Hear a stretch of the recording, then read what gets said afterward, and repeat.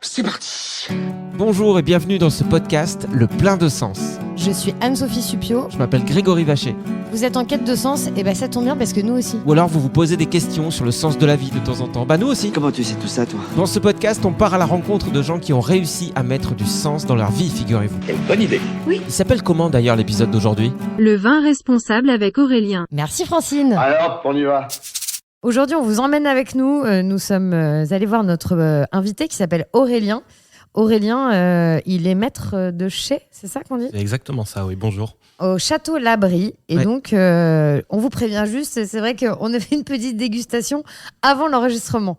C'est vrai qu'on a fait les choses peut-être un petit peu à l'envers. Mais je peux vous dire que son vin, Aurélien, il a du retour, il est bon. Hein. C'est vrai que là, ça se sent dans ta voix que C'est vrai ? t'as une Non. espèce de sourire de. Bon, on a dégusté du vin, On c'est a ça, dégusté Aurélien. du Donc vin. on a fait ça bien. Dégusté sagement, effectivement. Ouais. C'est-à-dire qu'on l'a mis dans la bouche et puis après, Aurélien, toi, tu recrachais dans un crachoir. Dans un récipient. crachoir. Et ça permet comme ça d'avoir l'égout du vin sans forcément le boire. Sans forcément avaler et être malade derrière, bien entendu. Ouais. Alors que Anso, c'est vrai qu'elle a pas beaucoup craché. J'ai fini tous les verres. Alors pourquoi est-ce qu'on est venu te voir, Aurélien ? Parce que c'est Anso qui t'a découvert. Comment d'ailleurs, Anso ?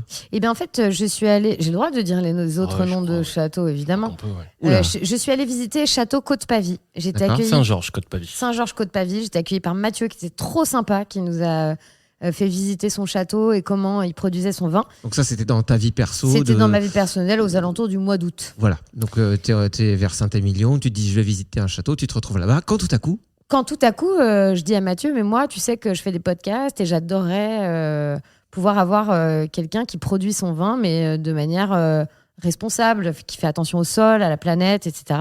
Et donc, il me dit, mais attends, mais tu rigoles ou quoi ? J'ai ça sous la botte. Ouais. Et il m'a donné le numéro d'Aurélien. Et donc là on s'est retrouvé chez Aurélien, Voilà. dans ton château Aurélien qui s'appelle le château Château-Labrie. Labrie. Et alors ça veut dire si tu utilises des techniques plus respectueuses du sol, c'est-à-dire que tu es en bio. Alors, je suis en bio, en reconversion bio depuis 2023, mais j'utilise des produits bio depuis maintenant quelques années. Donc c'est quoi le point de départ pour toi dans la vie ? Qu'est-ce qui fait qu'aujourd'hui tu fais ton vin ? Déjà, est-ce que tu es propriétaire de ce château ? Est-ce que tu l'as depuis toujours ? Est-ce que c'est un truc familial ? Est-ce que tu l'as acheté il y a 1 an avec tes économies ? Alors, du Avec tout, la petite souris, on veut tout savoir. c'est une propriété qui est dans la famille depuis bien longtemps. Ma maman a fait des recherches et a trouvé des choses parlant de Labrie en fin du 19e siècle sous le nom de Clos Labrie. Donc oui, ça remonte un petit peu maintenant. Donc c'est familial et vous aviez combien à la base Alors à la base, il y avait 10 hectares qui étaient travaillés par 2 familles, ma tante et mon oncle, et ma mère qui avait sa partie. En 2006, ma tante et mon oncle ont décidé de vendre leur partie de vignoble, D'accord. et ma mère a récupéré 5 hectares. Donc là, vous avez plus que 5 Alors, hectares non, maintenant nous sommes à 1,6 hectare. En 2019, nous avons été obligés de nous séparer de 3,5 hectares. Et c'est là où je me suis lancé, en fait, le challenge de vinifier à la maison. Et du coup, est-ce que, par comparaison, sur les autres châteaux, par exemple, de la région, on est dans le Saint-Émilionnais, c'est comme ça qu'on dit ? Exactement. Est-ce que sur les exploitations classiques, combien il y a d'hectares, par exemple ? On doit être sur une moyenne de 5 hectares sur Saint-Émilion. Donc à l'abri, on est sur une toute petite propriété. On peut appeler ça même D'accord. une micro-propriété. Et est-ce que le fait de faire du vin bio, c'est plus simple d'avoir pas beaucoup d'hectares ? Si par exemple, tu avais 10 hectares à faire en bio, est-ce que ce serait C'est plus complètement compliqué ? plus facile à gérer. Ouais. Plus facile à gérer parce qu'on est beaucoup plus réactif. Traiter un hectare 6 quand il y a une grosse pression, ça se fait en 2 heures. Ouais. Sur une propriété beaucoup plus grosse, ça prendrait beaucoup plus de temps, une journée. Mhm. Alors, ce qui était intéressant aussi pour nous en venant te voir et en parlant de vin, c'est que je pense que tu es dans une démarche qui nous parle, dans le sens où, pour moi qui ai grandi dans la région, j'ai toujours vu le vin comme un milieu un peu élitiste. Il y a des gens à chaque fois qui dégustent du vin, qui vont te sortir des grandes phrases pour te dire, plutôt que de dire ce vin il est bon, ils vont te dire je ressens le tanin de je sais pas quoi. Bon bref, ce que je dis en plus c'est tout simple, mais en tout cas pour une personne qui n'a pas ce vocabulaire-là, on comprend pas ce qui se passe. Et donc des fois t'oses pas trop dire que t'aimes un vin ou pas, parce que limite même si t'aimes un C'est vin, vrai. on va dire mais il est nul, t'y connais rien. Ouais. Et te dire ok, autant pour moi, je l'aime pas. Alors que tu as le droit de ne pas l'aimer. Hein. Ouais, t'as le droit d'aimer, de pas aimer, et je crois que toi, dans la démarche que t'as aujourd'hui en lançant ton propre vin, puisque tu travailles sur plusieurs chais, donc ton propre vin, c'est nouveau, quoi. Ça date de quoi? C'est 2020? C'est 2020. Mon premier millésime, c'est 2020, donc c'est tout Ouais. tout récent. Oui. Et ta volonté, c'est de faire quelque chose d'un peu plus accessible. Oui, complètement. Mon souhait était de faire un vin accessible, facile à boire, sans forcément aller se prendre la tête, aller chercher des noms, des arômes ou non, ça plaît ou ça plaît pas. Voilà. D'accord. Non, moi, ça me plaît. Hein.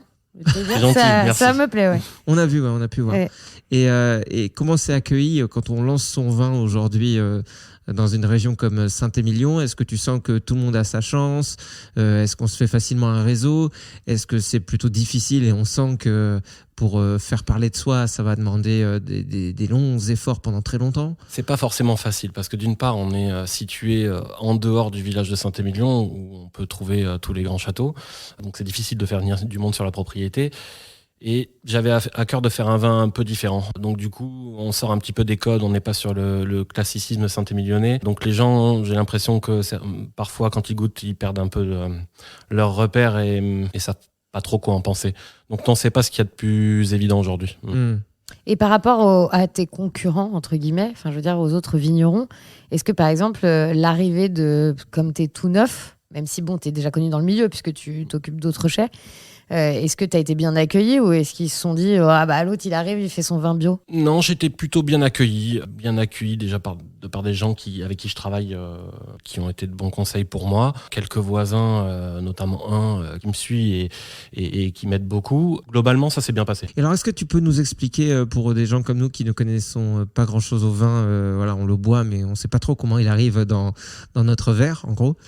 On sent qu'à un moment, on a fait Michel, tu m'en sers une », et puis c'était là. Mais avant tout ça, est-ce que tu peux nous expliquer de manière simple, si c'est possible, quelles sont les étapes avant que justement, jusqu'à ce que le vin arrive dans notre verre. Ouais, vulgarise à mort. Parce qu'on a vu tout à l'heure dans ton chai des cuves. Enfin, moi, j'appelle ça des cuves, mais ça s'appelle pas forcément des cuves. Pourquoi est-ce que des fois c'est gardé dans des tonneaux? Pourquoi est-ce que des fois c'est dans des trucs en pas tonneaux?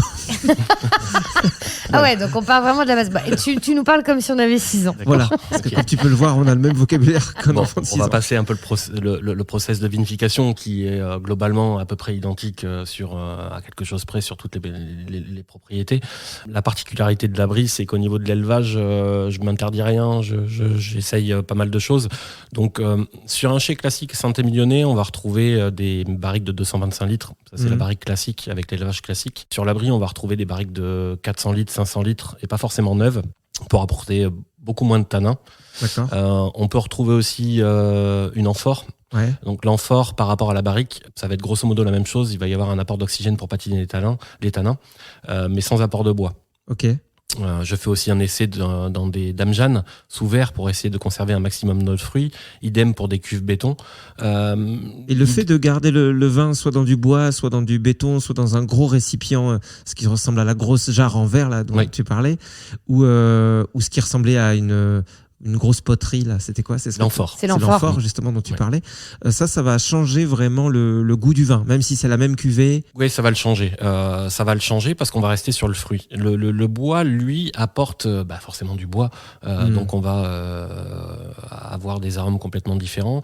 Sur une amphore ou sur des dames Jeanne ou sur une cuve béton, on reste complètement sur le fruit. Et je trouve que quand on assemble tous ces différents contenants, on va arriver sur un vin avec des arômes assez frais. Enfin, en tout cas, un vin qui me plaît, quoi. Ah, parce que tu peux mélanger après les... Après, tout est assemblé. Ah, d'accord. Tout est assemblé. C'est ce qu'on appelle l'assemblage. Donc, C'est tu peux prendre une partie qui était en fût de chêne avec une partie qui était... Tout à fait. Juste avant la mise en bouteille, on va goûter en échantillon tous les contenants. On va les goûter et on va l'assembler en éprouvette pour voir un petit peu ce que ça donne. Et après, on fait l'assemblage. Donc, on prend tous ces contenants, on va assembler dans une cuve. Et pourquoi on fait pas du vin tout... Enfin, tu vois, par exemple, un vin qui a été élevé en fût de chêne, par exemple, pourquoi on le met pas directement en bouteille? Pourquoi on est obligé de l'assembler? Mais ça existe aussi, non? Ça existe, oui. Ouais, il y a certaines régions, certaines propriétés qui mettent directement, qui vont faire le collage et qui vont directement mettre le vin en bouteille à partir de la barrique. C'est plus homogène de mettre le vin en cuve d'abord pour l'assembler et une fois le mettre en bouteille. D'une barrique à une autre, on n'a pas forcément la même chose. Ça peut être la même marque, le même type de bois. Ça fera pas forcément le même tonnelier qui va fabriquer la barrique. Ah oui, d'accord. Donc, pas forcément la même chauffe. Donc du coup, on peut avoir des choses sensiblement différentes. Okay. Mais en fait, c'est un vrai job de chimiste, quoi. Enfin, En fait, c'est un taf monstrueux, quoi, d'être vigneron. Ouais, moi je pensais que t'appuyais sur un raisin dans une bouteille et puis après tu buvais. Non, Ouais, pas alors du tout, c'était ouais. un peu Non. léger. Ouais. T'écrasais une grappe avec tes pieds. Ouais. Fallait les laver avant. et Ouais. voilà. Non, mais justement, ça. Alors, quand on voit. Donc, c'est l'élevage, ça s'appelle C'est l'élevage. l'élevage, Quand ouais. tu Ouais, laisses c'est ça. le vin comme Dans ça. ces contenants-là. Dans Ouais. ces contenants. Ouais. Quand est-ce que tu sais, quand il est prêt pour justement le passer directement en bouteille? Est-ce que tu dois le goûter Ça, on va le goûter régulièrement pour Ouais. voir un petit peu ce que ça donne. Et puis, à un moment, on va trouver que... c'est une question de feeling. Hein. Ouais. On va trouver que le vin nous plaît comme ça. Et c'est le moment de sortir et de le remonter en cuve et de l'assembler. Ok. Voilà. C'est une pression énorme, ça aussi, parce que du coup, c'est ta responsabilité. Enfin, je veux dire, Ouais. C'est ce que j'allais c'est me vraiment demander. que ton goût à toi, quoi. Est-ce que ça a dû t'arriver, vu que ça fait plus de 20 ans que tu bosses dans le vin, mais si t'attends trop, si tu dis ah merde, j'ai loupé le coche, il Ouais. était Ouais, meilleur avant. ça peut arriver, mais après on arrive toujours à faire des petits ajustements Ouais. selon les lots. Tu mets de la grenadine ou. Oui. Non, mais après on dépasse rarement le cap. On goûte assez souvent pour voir un petit peu l'état du vin Ok. à ce moment-là. Quoi. Ouais.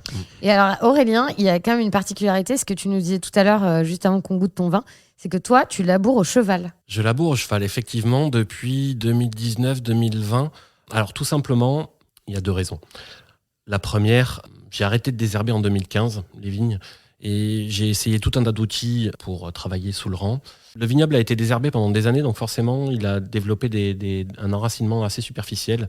Et du coup, les outils blessent les pieds ou alors les arrachent. Ok. Du coup, il fallait trouver quelque chose d'assez respectueux et d'assez doux pour respecter ces pieds-là. Et donc, on a essayé en 2020 le cheval et pour moi, ça a été un peu la révélation parce que beaucoup moins de blessures, beaucoup moins de casses, beaucoup moins de mortalité. Et après, l'autre raison, c'est moins technique hein, pour le coup, mais j'ai monté à cheval pendant 30 ans. Ah, Et c'est un peu ma grande passion et avoir des chevaux dans les vignes, c'était assez cool.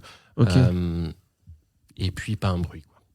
Et ça, Ouais. c'est hyper important, je trouve. Ouais, bah pour les voisins, ouais, quand tu habites à côté des vignes, je veux dire que C'est vrai.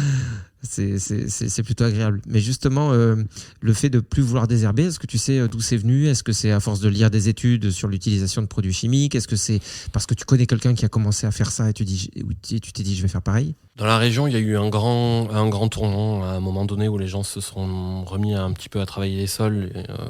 Et je crois que c'est à partir de ce moment-là où à un moment on réfléchit, on se dit bon, faut arrêter de balancer tout et n'importe quoi et de respecter un peu les sols. Et ça a commencé de là, je pense.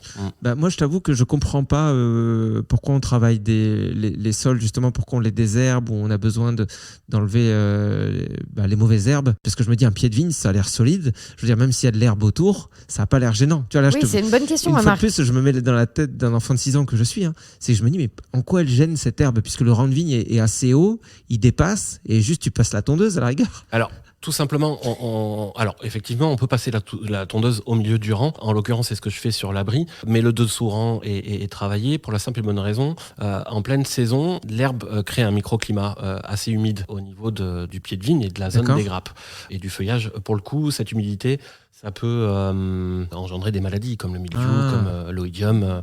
Et pour le coup, il est important de pouvoir nettoyer et de garder propre ce dessous de pied. Voilà. D'accord, c'est pour l'humidité. Alors, Pour l'humidité, éviter ouais. cette- C'est comme nos En pieds à premier nous. lieu, Hein.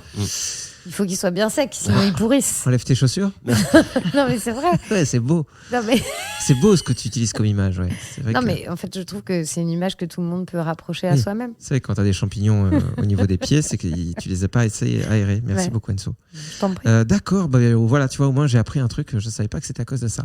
Et donc, c'est pour ça, des fois, qu'aussi dans certaines vignes, tu peux voir qu'un rang sur 2, des fois, est désherbé. T'as Ouais, alors l'impression ça, qu'il y c'est a- aussi une autre chose. Ça peut être au niveau de la concurrence. Certains vignobles sont enherbés tous les rangs parce qu'il y a les vignes sont vigoureuses et qu'il faut apporter un petit peu d'herbe pour calmer. L'herbe va pomper un petit peu de nourriture à la vigne. Donc, Ouais. du coup, ça calme un petit peu la vigueur et ça va calmer ça va concentrer un petit peu la vendange, donc avoir une vendange un peu plus riche. Parfois, on peut travailler un rang sur 2 justement pour on va aérer un autre rang et justement se garder un passage pour les traitements avec le tracteur ou pour les travaux mécanisés. Voilà. Ok. Donc là, quand tu passes avec le cheval, pardon, Pardon. tu laboures, c'est ça? Le cheval traîne quelque chose qui... Oui, ça traîne une charrue, en fait, ça s'appelle du décavaillonnage. C'est Ok. sortir la terre qu'il y a sous le pied. La butte de terre qu'on a formée avant, on la sort Ok. avec la charrue. Voilà. Ok, oui, Donc pardon. on a parlé du labourage au cheval et tu plantes aussi des céréales. Je plante des céréales depuis 2015, oui, effectivement. Donc ça Dans peut les être- vignes. Dans les vignes, oui. Alors, c'est pas des Au milieu frosties, du hein. rang.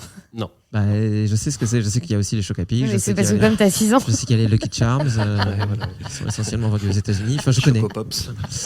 Je connais. Merci beaucoup. Ouais, donc tu plantes des céréales. Des céréales, ça dans les peut vignes. être tous les ans. Ça peut être différents céréales suivant les années. En général, je fais blé, orge, avoine et je mets une légumineuse. Les céréales, en fait, vont décompacter les sols avec leurs racines. Le blé, alors je ne sais plus combien ça pousse mais il a un fort pouvoir décompactant des sols. D'accord. Donc Si on- tu le plantes pas pour le cultiver, ce céréal. Enfin, Du tout. D'accord, c'est juste Du pour les tout, vignes. il va être tondu à une Ok. certaine période de l'année, il va être tondu. Et j'y associe aussi une légumineuse qui va capter l'azote de l'atmosphère pour la restituer au sol. Voilà. D'accord. Et est-ce que tu sais, parce que là, du coup, on a parlé de ces techniques-là, est-ce que tu sais si à l'avenir, il y a d'autres techniques que tu as envie de mettre dans tes vignes qui seraient bonnes pour tes sols, pour les vignes, pour tout ça? Il y a pas mal de choses que j'aimerais faire. Ah là, t'as posé la Ah, je question sens que piège. c'est un là, ouais. sujet tabou. Non, c'est pas forcément le sujet tabou. Mais ça l'énerve. Ça se sent. Là, un début qui Je réfléchis ralentit. parce que j'en ai pas mal à la Il va tête. t'en coller une. Ouais. Non, il y a les tisanes, oui. C'est quelque chose qu'on vend en biodynamique. J'aimerais bien essayer. Donc les tisanes d'ortie qui peuvent. Après, je suis pas un grand spécialiste et justement, je m'y intéresse un petit peu, mais qui peuvent apporter un peu de vigueur à la vigne. Enfin, il y a tout un tas de choses comme ça de tisanes que j'ai envie d'essayer. Ouais. Mais tout ça, est-ce que c'est parce que tu as eu une formation là-dessus ou est-ce que tu te renseignes tout seul? Comment... Non, sur le bio, j'ai aucune formation. J'écoute beaucoup, je lis oui. et j'aime bien tester les choses par moi-même et voir un petit peu le fonctionnement, le bon fonctionnement ou pas. Ouais. Voilà. On est d'accord que là, aujourd'hui, ta vie, c'est ton boulot parce que tu t'occupes de combien de chais déjà à côté en plus de Alors, du tien en toute l'année, j'ai 3 chais. D'accord. Et pendant les vendanges, j'en ai 2 de plus. Et donc, t'as pas vraiment de jours de repos.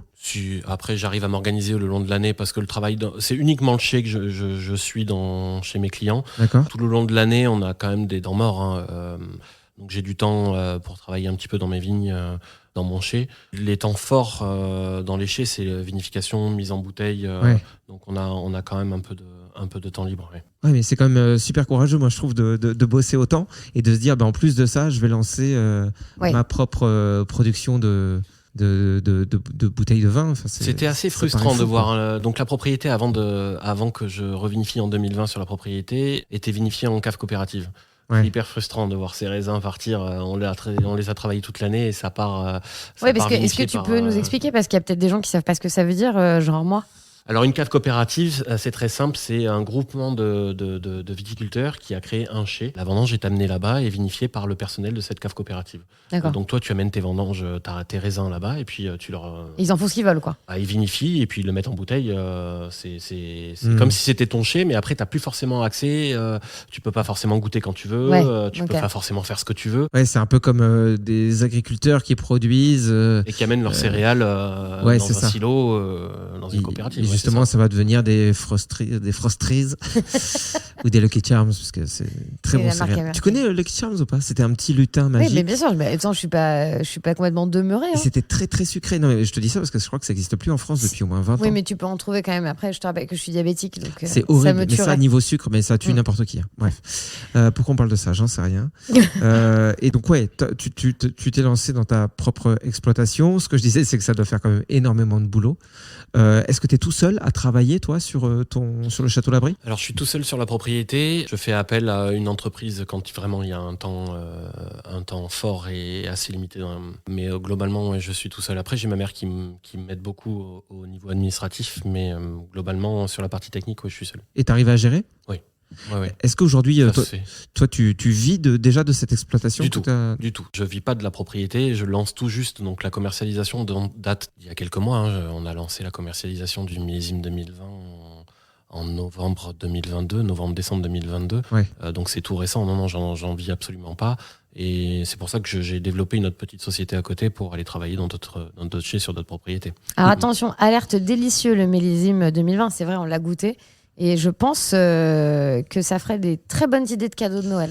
Oui, et puis même pour les gens qui sont dans la région, qui écoutent, et qui sont soit en région bordelaise, soit peut-être qui viennent des fois pour les vacances ou qui sont de passage, on vous conseille vraiment de venir voir Aurélien au Château Labri. Déjà parce que moi je trouve que c'est quand même vachement bien de pouvoir déguster du vin dans un cadre normal, j'ai envie de dire. Ton chai, il est super joli et tout, mais tu te sens pas dans un truc de bourgeois Ouais. où tu sens qu'il va falloir parler un peu comme ça et qu'il va falloir justement sortir des grandes phrases. Toi, tu mets à l'aise, c'est cool, tu fais une petite visite où t'expliques comment tout fonctionne, c'est hyper agréable. Et du coup, quand on boit ton vin, on se sent bien. En plus de boire un très bon vin, on le boit dans des super conditions.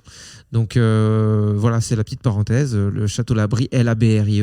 Si vous êtes dans le coin, passez faire un coucou, quoi. Et du coup, tu commercialises, on peut te trouver partout? Est-ce que tu fais de la vente en ligne? Du Ou est-ce tout. qu'il faut Alors, tout venir? ça, c'est quelque chose qu'il faut que je développe. D'accord. Il y a quelqu'un qui s'occupe de la commercialisation sur la Normandie et sur le Nord. J'essaye de développer un petit peu dans le secteur bordelais, mais je commence tout juste. Ouais. Mais c'est absolument pas mon métier, donc j'apprends. Moi, je fais du vin depuis un petit moment, mais la vente et la communication, je suis nul. J'apprends en fait. Donc je débute tout juste. Ok. Donc ça, c'est quelque chose, c'est une des choses à développer. Pas encore de site internet. Ouais, donc aujourd'hui, si on veut goûter ton vin, il faut qu'on vienne te voir. Et qu'est-ce qui fait que le vin, toi, ça te passionne? Est-ce que c'est un truc que tu peux pas expliquer, qui est là depuis toujours, ou Non, tu du ressens tout. vraiment des émotions C'est assez particulières? drôle. C'est assez drôle parce que j'étais absolument pas la propriété dans la famille depuis des lustres, mais j'avais vraiment pas envie de travailler dans le vin. J'ai toujours été un peu, je m'ennuyais à l'école. Donc en troisième, j'ai voulu arrêter le côté un petit peu général et ma mère me dit, je voulais être cavalier en fait. Voilà. Ma passion c'était de monter à cheval et je voulais être cavalier. Et ma mère me dit très bien, mais n'oublie pas, t'as la propriété. Si t'arrive quoi que ce soit sur les chevaux, tu pourras toujours récupérer l'abri. Donc ça serait bien que tu fasses une formation. Je n'étais pas hyper convaincu, mais je lui dis pourquoi pas. Ouais. Donc j'ai fait un BEP en viticulture et œnologie. C'était sympa, j'ai appris de nouvelles choses. J'ai fait des stages sympas, mais c'était pas non plus la grosse révélation. Et puis est arrivé le bac, donc je suis allé visiter des écoles dans les chevaux. Et bon, là, rien ne m'a plu et je me suis dit, je vais rester dans le vin et puis on verra bien. Et je suis tombé sur une personne, un stage qui m'a transmis sa passion et je crois que depuis ce jour-là, je me suis dit, bon ben voilà, je crois que j'ai trouvé. D'accord. Donc tu es tombé sur une personne qui savait parler c'est de ce souvent qu'elle comme faisait. ça. Oui, c'est vrai, quand tu as quelqu'un qui t'inspire, qui véhicule des bonnes valeurs, qui est pédagogue, qui te transmet le goût du truc, c'est vrai que c'est comme ça que ça peut arriver. Et cette personne, c'est une personne que tu vois encore aujourd'hui? Oui, complètement. On s'appelle très régulièrement, voire toutes les semaines. C'est une personne que je vois beaucoup, on goûte beaucoup, on échange beaucoup, on donne toujours des petits trucs, c'est quelque chose que... Et toi, justement, vu que tu as été formé au métier du vin, est-ce que tu es capable de... Former d'autres personnes? Pas forcément, mais ce que je veux dire, c'est que par rapport aux gens dont je parlais tout à l'heure, qui sont très... les gens un peu élitistes dont je parlais, est-ce que toi, tu peux te mêler à ces gens-là? Est-ce que tu es capable d'analyser un vin sous toutes ses coutures, même si, dire, il a une belle robe. Même si je suppose que enfin, c'est comme si je demandais à un mec qui fait du judo, est-ce que tu es capable... Enfin, il y a des ceintures noires, il y a des ceintures marron, Toi, est-ce que tu es plus ceinture noire ou ceinture jaune? Ouais, ça c'est difficile de dire. C'est difficile. C'est difficile de dire. Fais un combat avec Anso de dégustation et je saurai. Après, la dégustation, c'est hyper subjectif. Ouais. Donc, forcément, ça m'est arrivé, notamment pour les dégustations primeurs, d'être avec toutes ces belles propriétés. Mais c'est hyper subjectif. Enfin, je peux trouver quelque chose que l'autre personne à côté va trouver complètement différente. Donc, le vin, c'est assez particulier parce que, comme on disait tout à l'heure, c'est t'aimes ou t'aimes pas et tu vas trouver différentes choses et... Après, forcément, il y a des bases que tu vas retrouver, notamment les tanins, la couleur. C'est quoi les tanins? J'ose pas te demander depuis tout à l'heure. C'est pas le truc. Attends, tu vas me dire si je me trompe et probablement que je vais me tromper. Mais moi, j'adore le vin tannique, par exemple, parce que c'est le vin qui tresse, qui râpe. Qui est bien fort, quoi. Alors, le Cahors. T'as jamais goûté un vin de Cahors? Si, bien et sûr. C'est un vin bien tannique. Je crois qu'elle a bien résumé. Ah, c'est vrai? Ouais. Putain, mais en fait, je suis vigneronne. Pas mal. Mais moi, j'aime bien les vins qui ont du caractère. Je dis ça souvent. Et c'est un rapport ou pas? Oui, c'est un rapport, oui. Ouais, complètement. Un vin tannique a forcément du caractère, oui. Ouais. Donc ça se trouve, c'est juste que... T'aimes les vins égoïstes? Exactement. Pour le coup, on est complètement à l'opposé de ce que j'ai fait et de ce qu'on a goûté tout à l'heure. Oui, mais parce que justement, c'est ce qu'on disait. Ça dépend du contexte. Et moi, je trouve que c'est difficile de boire du vin rouge. Enfin, en tout cas, à Bordeaux, je trouve qu'il n'est pas bien mis en avant ce vin-là. Un vin qui va être, par exemple, pour l'apéro, un truc un peu fruité, un peu sympa. Parce que Bordeaux, c'est des vins de garde. Donc, Ouais. qui dit vin de garde dit des vins un peu plus concentrés, justement tanniques. Et c'est des vins qu'il va falloir attendre 5-10 ans avant Ouais. de pouvoir les apprécier. Et c'est pour ça que tu fais cette réflexion-là. Moi, j'avais à cœur de faire des vins presque buvables tout de suite. Ouais. C'est pas péjoratif ce que je dis, c'est que j'avais envie que les vins soient prêts et on puisse se faire plaisir maintenant. Aujourd'hui, quand les gens vont acheter une bouteille chez un caviste, ils vont pas l'acheter pour aller la boire dans 3 ou 4 ans, c'est pour la boire tout de suite. Ouais. Et c'était un peu l'idée, même pour moi, j'avais envie de me faire plaisir en fait tout de suite, sans me dire celui-là, il va falloir que je l'attende 5 ou 6 ans pour qu'il soit prêt à Et boire. puis, on a le droit d'avoir un palais hyper ouvert. Moi, j'adore le vin tannique, mais j'aime aussi le vin gras de Bourgogne. J'aime le vin que tu nous as fait déguster tout à l'heure, qui est hyper frais pour l'apéro. Enfin, c'est comme dans les films. J'adore les comédies romantiques et j'aime un bon gros L'Arme fatale. Et pourtant, on n'est pas obligé de me cataloguer dans un Waouh, truc. Tu tu comprends regardes des films récents, toi. L'Arme fatale. Ce que j'ai vu il y a pas longtemps. Est-ce et- que tu as vu Les Dents de la Mer? Mais c'est parce que je suis toujours nulle en comparaison. Mais tu Non, vois mais c'est bien. ce que je veux dire? Ouais, ouais. Ouais, On n'est complètement. pas obligé Non, mais on de... peut aimer tout. Et moi, en vrai, quand je dis que j'aime les vins avec du caractère, en réalité, ça fait très longtemps que j'en bois plus parce que c'est aussi à une époque où je mangeais beaucoup de viande. Je sais que quand je mangeais de la viande rouge, j'aimais bien ce genre de vin-là. Ça se mariait bien avec. Mais depuis que j'ai arrêté la viande, en vrai, ça a aussi. Pourtant, avec un bon fromage. Hein. Avec du fromage, ça Ouais. passe. J'aime bien boire du vin rouge, évidemment. Mais sinon, ça a quand même changé mon type de consommation de vin rouge. Je bois beaucoup moins de vin, justement, avec ce caractère-là. D'ailleurs, je pensais à quelque chose. Tu sais qu'il existe la box du fromager, tu vois ce que c'est? Ouais, je vois, oui. Tu devrais Ouais, t'associer avec eux. Enfin, Pourquoi j'y pense à ça parce que c'est... Mais ça existe aussi, les box de vin. Oui, mais là, par exemple, t'as une box fromagère où ils te font goûter différents fromages. C'est des vrais bons morceaux de fromage. Et ils associent ça Ouais, avec associé avec une une bouteille de bouteille, vin. Ah. Et je suis sûre que ton vin irait bien avec du fromage. Ah bon. Voilà. T'es en train de lui demander d'aller chercher du fromage? Et du vin. T'as faim? Du vin, ça c'est bon, je peux le faire. Et moi, je voulais te demander un truc par rapport au bio. Je m'y perds un peu, justement. Aujourd'hui, on essaie de consommer mieux un peu tout, la nourriture, ce qu'on porte sur nous, et même le vin. C'est pour ça qu'il y a quand même de plus en plus de gens qui font du bio. Et je me perds un peu parce qu'on entend parler de bio, on entend parler de biodynamie. Ça se trouve, c'est du bio. Tu vas me dire si c'est la même chose. On entend parler aussi de vin nature ou naturel. Souvent, les gens disent nature. Hein. Nature. Ouais, Nature, souvent. ouais. Alors, est-ce que tout ça, c'est la même chose ou faut faire des différences? Non, je pense qu'il y a quelques différences. Après, je suis pas un grand spécialiste de la biodynamie et du vin nature. Je m'y intéresse de plus en plus, mais je suis pas un grand spécialiste. Et je trouve qu'il y a plein de définitions. Et le vin bio, ça va être un vin, déjà une viticulture qui va être bien plus respectueuse qu'une viticulture conventionnelle. On utilise quand même des produits de traitement, comme le cuivre et le soufre. Parce que... Ah d'accord, c'est pas du zéro produit. Non. Alors, est-ce que je peux le dire ou pas? Parce que je suis pas un grand spécialiste, mais ça va plus être le côté vin nature, je pense. Laisser faire un petit peu les choses. Ok. Si je me trompe pas. Mm. Non, sur le vin bio, on a quand même des interventions parce que on le voit très bien sur le millésime 2023. Ça a été un millésime assez compliqué. Point de vue météo, hyper humide. Et là, pour le coup, on a eu de grosses attaques de mildiou. Si on n'avait rien fait, je pense qu'aujourd'hui, on n'aurait pas vendangé du tout. D'accord. Donc, ça, c'est le côté bio. Le côté biodynamie, on a les tisanes dont je parlais tout à l'heure. Puis, il y a aussi... côté astre aussi, les traitements en fonction des lunes, les travaux de sol en fonction des lunes, ça c'est la biodynamie. Et après on a le vin nature où là pour le coup, je pense que le vin nature c'est essayer avoir le moins d'intervention sur la vigne ou sur le vin. Ouais, on est d'accord que ça c'est un vin quand même super différent, même en goût. C'est Plein de dépôts, souvent, non? C'est des vins qui sont non filtrés, presque pas préparés, avec très peu de soufre. Pour le coup, le soufre, c'est quelque chose on essaye de diminuer de plus en plus les doses. C'est quelque chose qui me tient à cœur ici. Mais sur le vin nature, je crois qu'il y en a très très peu, voire zéro. Et là, pour le coup, il y a un risque. Oui, c'est qu'après, moi je sais que c'est ce qui m'est arrivé dans un resto à Bordeaux, justement, où ils faisaient beaucoup de vin nature. On avait pris une bouteille, ils nous avaient dit, faites attention, on a des problèmes sur cette bouteille, parce que genre 1 sur 2 qu'ils ouvraient, en fait, ça avait tourné, quoi. Le vin était pas buvable. Et vu que nous, de toute façon, on n'y connaissait rien, on n'a pas trouvé le goût ouf, mais on s'est dit, bon, non, ça va. Et on n'a pas été malade, je crois. J'étais avec toi?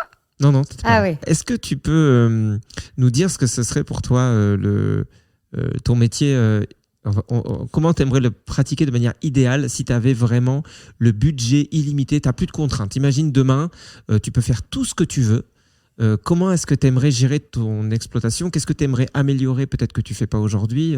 Imagine là, tu as vraiment toutes les cartes en main, tu as gagné à l'euro million. Et... Je crois que déjà, ça serait ça serait arrêter ou limiter les interventions mécanisées sur le vignoble, donc tout ce qui est tracteur, pour éviter le tassement des sols. Mais comment on remplace un tracteur ? Il y a pas mal de choses qui se font à la main. Bon, déjà, on parlait tout à l'heure du labour. Ça, le labour, on le fait complètement. On travaille le rang entièrement, ça c'est possible. Et puis après, tout se fait à la main. L'essimage, ce qui consiste à tailler les vignes un peu au carré, ça peut se faire à la main. Les vendanges se font manuellement. Et puis les traitements, ça c'est un peu plus compliqué. Se faire peut-être avec un quad pour que ça soit plus... Et ouais, ça reste quand même, on reste dépendant de... Il y en aura toujours un petit peu. Ouais. Il y en aura toujours un petit peu. Ok. Et il y a d'autres trucs que tu aimerais changer même dans ton chai, ou est-ce que tu en profiterais pour expérimenter des nouveaux trucs? Ouais, j'aimerais aussi augmenter un peu le parc, entre guillemets, parce que la production n'est pas limitée, mais d'amphores, d'en avoir une ou deux de plus. Amphore, ça c'est ce que je disais, qui ressemble à une jarre. Mais c'est un très bel objet en plus, c'est trop chouette. Ouais, ça ressemble à une jarre en terre cuite. Une grosse jarre. C'est en terre cuite, ouais, tout à fait. D'accord. Et qu'est-ce qui te plaît dans ça, dans l'amphore? J'aime ce côté un peu... ça a presque le même effet qu'une barrique, sauf qu'on n'a pas de port de bois. Ouais. Et j'aime ce côté fruit, en fait, qui ressort, et le tanin qui est un petit peu patiné par l'oxygène. D'accord. Ouais, tu vois, là, tu m'as un peu perdu. Pardon. Le tanin patiné. En fait, on sent que les tanins sont un peu anguleux, un peu rugueux, ça accroche un peu, comme tu disais tout à l'heure. Ouais. En fait, tu vas le passer en amphore, tu vas garder le fruit, mais l'air, en fait, va venir lisser, tout ça. D'accord. Mais c'est pour ça, en fait, j'ai du mal à comprendre pourquoi c'est un milieu dans lequel on emploie des mots vraiment très compliqués que personne ne peut comprendre. Alors qu'en fait, tu vois, quand on dit ça accroche, tu vois, tout le monde comprend. Ouais. Tu comprends ce que je veux dire? Ouais, je comprends. En fait, c'est qu'il y a comme un côté, genre, comme si, moi, non, mais vous êtes le grand public, non, nous, non, pas du tout. notre Mais pour moi, ça vocabulaire. fait un vin qui accroche. Je l'ai tellement entendu que par des gens qui sont pas forcément du métier, mais c'est pas le cas et c'est peut-être nul, mais je le prends presque.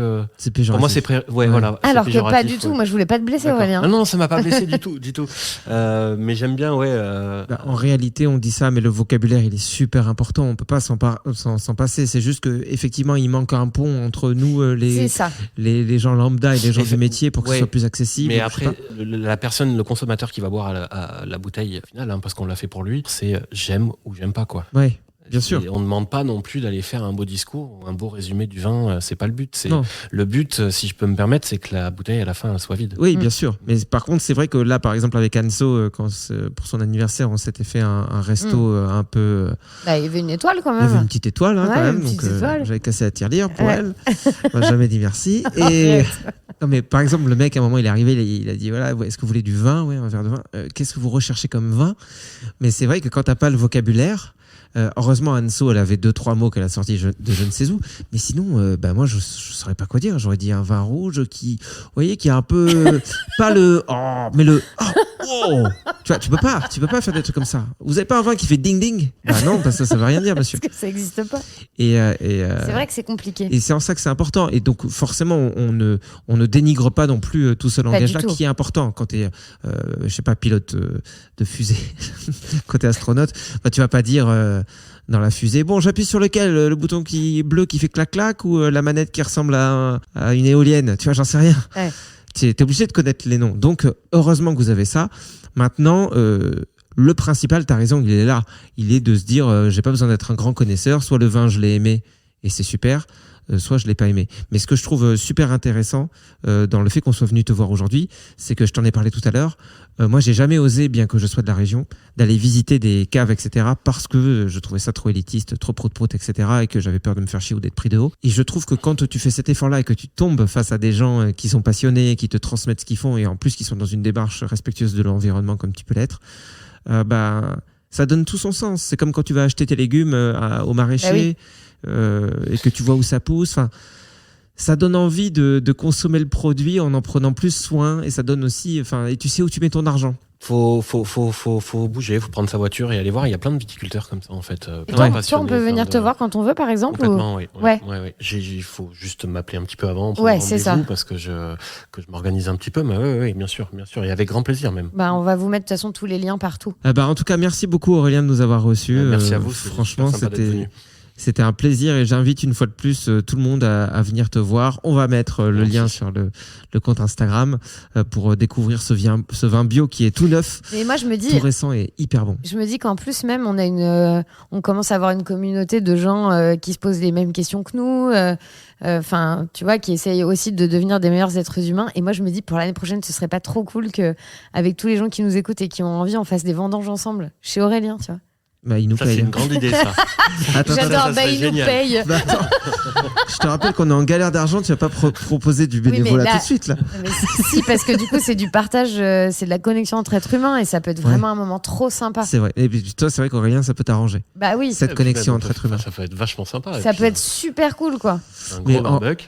En Bah réalité, en plus, moi, je me suis dit, parce que j'ai l'impression, ça aussi on en a pas parlé, mais j'ai l'impression qu'aujourd'hui c'est plus difficile de trouver de la main d'œuvre pour faire les vendanges, par exemple, alors que moi, quand je la faisais, quand j'avais 16 ans, 17 ans, je sais qu'on était plein de jeunes à l'été à bosser dans les vignes. Ouais, malheureusement, on le voit plus, ça. Et à la rentrée, parce que t'es étudiant et que ta rentrée elle est un peu plus tard que les autres quand t'es après le bac. Et ouais, il y en a de moins en moins. Il y en a de moins en moins. Aujourd'hui, les 3/4 des vendangeurs qu'on peut croiser dans le secteur pendant cette période, c'est des entreprises. Ouais. Ça évite d'avoir une surcharge administrative et de trouver du monde. Ouais, parce que c'est difficile de trouver du monde et en plus c'est du boulot pour Oui, c'est ceux ça. qui embauchent. Ouais. Ouais. Mais ça peut être une idée. mais Moi, je pourtant lance ça. l'expérience est super et je Bah me oui. disais limite dans le Saint-Émilionnais tu pourrais faire payer des gens pour faire tes vendanges. Mais Quand bien sûr tu vois que tous oui. les touristes qui viennent à Saint-Émilion pour découvrir et tout, il y a un c'est côté oh je fais les vendanges, c'est rigolo. Évidemment. Ouais bah vas-y Évidemment. tu payes 2000 balles et puis tu fais 2 jours. Oh c'est pas cher tu vois. Ouais. Et puis en fait tu dis bon bah ils ont rien compris c'est pareil. T'as perdu d'accent sur le pot cher. Bon, ça va. C'est un américain patois, quoi. Ah, ça va, c'est un Américain qui a bu un coup. Non, mais en tout cas, sans penser tout en termes de profit et tout, l'expérience, elle est belle. Ouais. C'est sympa, ça permet de comprendre comment ça C'est se sympa. passe. Et puis après, voir un petit peu ce qui se passe dans le chai, ça peut être bien aussi, quoi. Ouais, c'est ça peut être aussi un espèce de circuit où tu vendanges, après tu vois où va ta grappe de raisin, tu vois comment ça se passe sur la table de tri, où ça part avec le tracteur, machin, ok, dans la cuve, etc. Bon, ça se voit que... C'est le concept, quoi. Oui, ça se voit qu'on avait compris depuis le début et que Oui. ma phrase aurait pu s'arrêter bien avant. En tout cas, merci beaucoup de nous avoir accueillis. Merci à C'était vous. super Ouais. sympa. Et moi, ce que je propose, c'est peut-être parce qu'on est assez émotif comme gens. Donc, si on pouvait se faire une petite dégustation d'adieu. Ouais. Les C'est- bouteilles sont ouvertes, on y retourne. C'est juste histoire de couper comme ça Ouais, la parce que- tristesse. Moi, Il y a que le vin qui Ouais. agit sur la tristesse, c'est bizarre. Allons-y. Bon, merci à tous de nous écouter. Puis écoutez, n'hésitez pas à nous donner encore votre avis sur ce podcast et puis nous donner des idées aussi de gens que vous avez envie qu'on interviewe du côté de chez vous. Là, on est dans une dynamique un peu de on bouge, on prend la voiture et tout. On est prêt à... À parcourir le monde. Ouais, enfin là, on était à Libourne encore ce matin et là, on est quand même à 10 km. Donc, bon, on n'ira pas plus loin de 10 km. Mais bon, si vous êtes un peu autour de Libourne, on est prêt à voyager. Allez, des gros bisous. Hein. Allez, on vous embrasse. Merci beaucoup. Salut. Merci à vous tous de nous avoir suivis et sachez que vous pouvez nous soutenir. Ça se passe sur Tipeee, T-I-P-E-E-E. Vous allez sur le site, vous tapez le plein de sens et vous pouvez nous donner 1 euro, 5 euros, 10 euros, 100 euros, 1 milliard de dollars, comme vous voulez. Ce qu'il faut savoir, c'est que vous êtes notre seule source de revenus. Donc, notre avenir est entre vos mains. Merci par avance. Et merci par retard aussi pour ceux qui nous ont donné, à qui on n'a pas dit merci. Et bien à vous. À vous également. Au revoir. Cordialement. Ah oui, je l'avais oublié, lui. Je l'oublie tout le temps, cordialement.